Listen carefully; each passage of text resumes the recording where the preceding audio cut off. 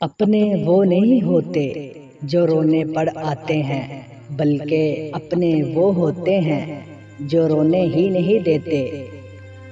حضرت علی علیہ السلام کے پاس ایک یہودی آیا اور کہا، میں نے سنا ہے آپ مسلمان جب عبادت کرتے ہو تو بڑے بڑے خیالات آتے ہیں، جب کہ ہم عبادت کرتے ہیں تو ہمیں نہیں آتے۔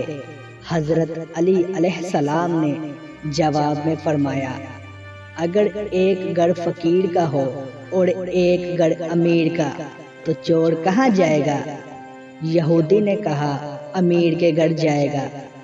حضرت علی علیہ السلام نے فرمایا، تبھی تو شیطان ان کو ستاتا ہے۔ جن کے دل میں اللہ ہے، جن کے دل میں اللہ نہیں ہوتا، وہاں شیطان کا کیا کام؟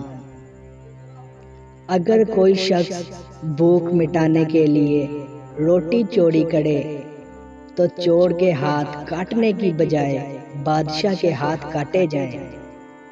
رزق کے پیچھے اپنا ایمان خراب مت کرو، کیونکہ رزق انسان کو ایسے تلاش کرتا ہے جیسے مرنے والے کو موت۔ جب لوگ آپ کو اپنی اوقات دکھائیں تو آپ کو یقین کر لینا چاہیے کہ وہی ان کی اصل اوقات ہے۔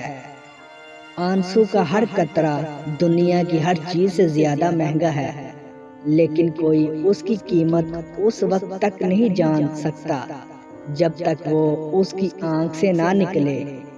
ہمیشہ اپنی چھوٹی چھوٹی غلطیوں سے بچنے کی کوشش کرو، کیونکہ انسان پہاڑوں سے نہیں پتھروں سے ٹھوکر کھاتا ہے۔ درخت اپنا پھل خود نہیں کھاتے، دریا خود اپنا پانی نہیں پیتے۔ پتہ ہے کیوں؟ کیونکہ جینا ہی اصل زندگی ہے۔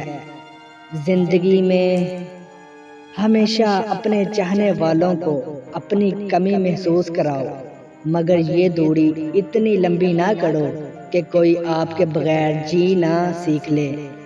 انسان چہرہ تو صاف رکھتا ہے جس پر لوگوں کی نظر ہوتی ہے، مگر دل کو صاف نہیں رکھتا جس پر اللہ کی نظر ہوتی ہے۔ جس گھر میں چڑیا گھونسلہ بنا دے تو سمجھ جاؤ تمہارے گھر میں ہے کوئی بڑی خوشی آنے والی۔